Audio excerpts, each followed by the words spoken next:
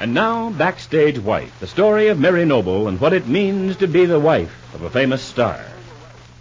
On this grim morning, so soon after the murder of Oliver Wilson backstage at the Hamilton Theater in New York, we find Larry and Mary Noble in the living room of their home in Rosehaven, Long Island. Mary's at the desk, occupied by household accounts, while Larry is reading the morning paper with increasing alarm. And at one point, we hear... Marty Rufus is certainly having a field day over this mess in his gossip column, Mary. He's done everything but openly accuse me of murdering young Wilson. Why do you read his column, Mary? You know that he never misses an opportunity to spread gossip, and it only annoys you. I have to know what's going on. It won't help to stick my head in the sand like an ostrich. I'll have to try terribly hard to be calm through these next weeks. I know it isn't going to be easy. But we'll just have to do the best we can. That isn't much consolation, if you ask me. This whole case is absolutely crazy, Mary. I can't figure out what anybody's up to. What do you mean, Larry? Sergeant Riley, for instance. What the devil is he trying to prove? Why, I suppose he's trying to prove who killed Oliver Wilson. I don't mean it that way, Mary. Why doesn't he come right out and ask some sensible questions? Why all this mask of secrecy? Oh, I don't think there's any mask of secrecy. He asked me a lot of questions. Yes, I know he did. But he hasn't asked me any so far. Why? What's his game? That's what I want to know. Perhaps he hasn't gotten around to you yet, Larry. Then why did he get around to you? Because I was the one who discovered Oliver's body hanging up there in the wings. Every time I think of it, I shudder. It was such a horrible sight, Larry, such a terrible thing for anyone to do. I grant you all that, Mary. But somebody did manage to get a rope around Wilson's neck and hoist him up in the wings. And as far as I can see, Sergeant Riley is handling it like an idiot. All this beating about the bush has got me nearly crazy, just waiting for him to question me. But, darling, I don't see why. You haven't any reason to worry about Sergeant Riley or his questions. No? You don't think there's anything to worry about? I'm about to be accused of murder, and that's nothing at all. My play is about to be closed, and you think I ought to go around singing about it. Oh, I don't think anything of the sort, Larry. I only said that you haven't any reason to be afraid of Sergeant Riley's questions. Actually, all he wants to do is find out who killed Oliver Wilson. That's all. How beautifully simple you make it sound, Mary. And if in the process they should happen to pull my name out of the hat, what then? But why should they? Oh, darling, let's be realistic. I was one of the people who were backstage when the murder was committed. So was I. And even more, I found the body. But you didn't have any reason to kill the guy. Did you? No. No, but by the time the police finish, they'll make it look as though I did. Marty Rufus is playing it up for all he's worth. He can make it look as though I'd been crazy about Claudia Vincent. And when I found out she ran off and married Oliver Wilson, I blew my top and strung him up in the wings backstage. It all adds up beautifully. Not to me, darling. Well, thanks, Mary, but unfortunately, you aren't in charge of this murder investigation. Well, there were plenty of other people backstage that night. All you have to do is prove where you were when the murder was committed. How the devil do you expect me to do that? I don't know when he was killed. Well, the stage was absolutely empty when I found his body hanging there. I called to you and to practically everyone else. Nobody answered. Where do you think you were right then? In my dressing room, I suppose. Well, you couldn't have been, Larry. Why? Because you'd have heard me. I called and called. Oh, this is fine. What are you trying to do? Prove that I haven't got an alibi for the time of the murder? Do you want me to confess that I killed Oliver Wilson? Oh, Larry, you're being hysterical. You know perfectly well I only want to help you. Then just don't bother making any statements like that last one to the police about my not being in my dressing room. But where were you? How the devil do I know where I was? I might have been almost anywhere. I was all over the place that night. I was nearly crazy with worry about the play. How do you expect me to remember where I was at any given time?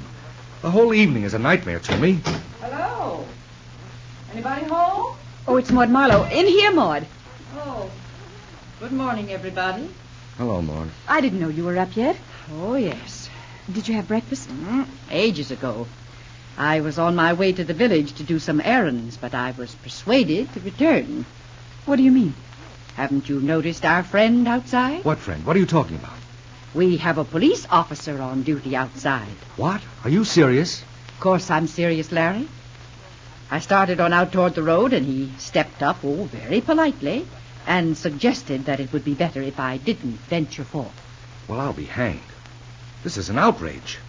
They have no business doing this to us. We have some rights, I should think, to our privacy. Well, I don't suppose anyone even remotely connected with a murder has much privacy until it's all settled.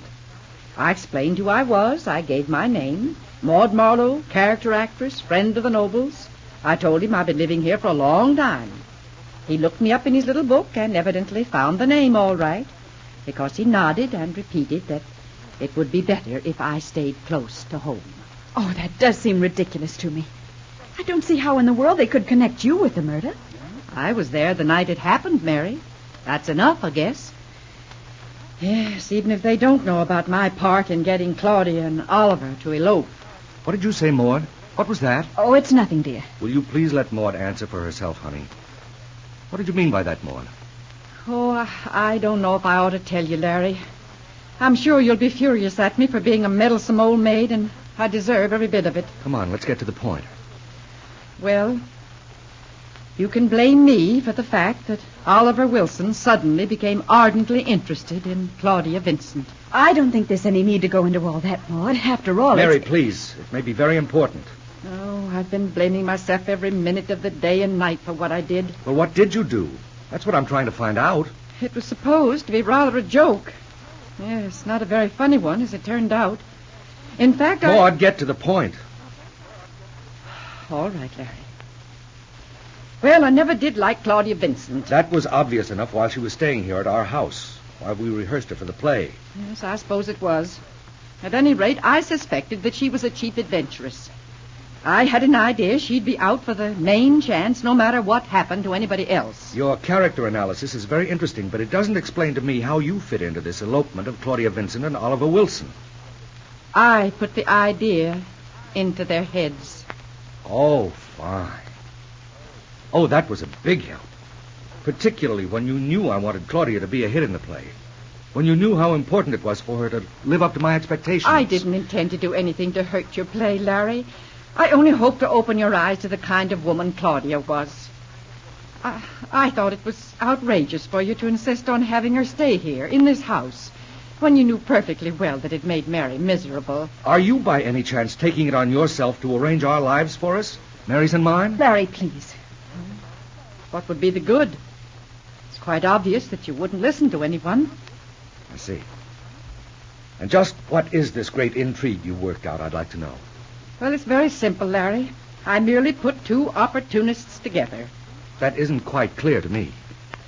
Well, at the garden party Rupert Barlow gave at his Oyster Bay place... If you'll forgive me for interrupting, Maud, I thought that garden party was given by Julia Dixon. Well, it's the same thing, isn't it? Not at all. Julia is Rupert Barlow's secretary or housekeeper or whatever you like to call it. She's the one who wanted to give the party, to introduce all of us to her young Oliver Wilson. He was her guest, remember? She's the one who brought Oliver back from Bermuda for this visit. All right, Larry. Everything you say is quite right. However, we did attend the garden party. Under protest, Maud, if you remember. It was you and Mary who persuaded me to go and practically forced Claudia to go, too. Oh, how I wish we'd refused. If we hadn't gone there that day, none of this would have happened. It's all my fault. Maud, how? I deliberately told Claudia that this young Oliver Wilson was fabulously rich and was only over here for a short time. What the devil did you tell her that for? Well, I felt she'd be interested in the young man if she thought he was rich as well as handsome. Well, go on. Well, the same afternoon, while young Mr. Wilson was driving me back here to Rosehaven, I gave him the idea that Claudia was a famous heiress, that this stage business was only a passing fancy, and that she was rolling in money. You deliberately told each one of them a monstrous lie? Yes. And I'm hardly ashamed of it, Larry. I wanted to see if I was right about Claudia and about this young man, Julia Dixon, brought back from Bermuda. Well, I was right enough. My little experiment was all too successful. I didn't know they'd take me so seriously. I certainly didn't foresee anything like this. Oh, of course you didn't, Maud. And so, just because of this meddling, you've managed to put me in a spot where I could be indicted for first-degree murder. Maud Marlowe's face pales as she listens to Larry's bitter words and reads the anger in his eyes. And Mary looks at her husband with deep concern. Be sure to be listening Monday to Backstage Wife, the story of Mary Noble and her husband Larry Noble, famous Broadway stars.